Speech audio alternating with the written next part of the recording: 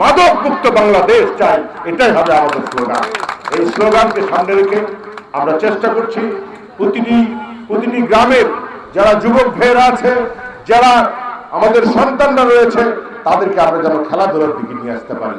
যখন খেলাধুলার মধ্যে এই যুব সমাজ একীভূত হবে, তখন তারা মাদককে ঘৃণা করবে, মাদকের বিরুদ্ধে অবস্থান নেবে।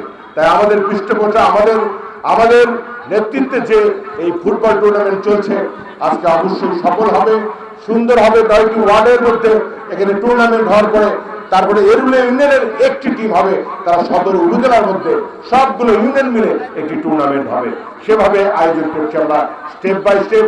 কিন্তু আমরা চাই এই ওয়ার্ডে আজকে যে 2 নম্বর ওয়ার্ড আর 3 নম্বর ওয়ার্ডে আজকে যে লড়াই হবে, তারা সেই গ্রামের মানুষ, সেই ওয়ার্ডের নেতৃবৃন্দ সবাই এখানে একত্রিত হয়েছেন। আমি বিশ্বাস করি এটি সফল উদ্যোগ। আজকের এই টুর্নামেন্টের ধারাবাহিকতায় আমরা সবাই সক্রিয় থাকব, আমরা সবাই প্রস্তুত থাকব।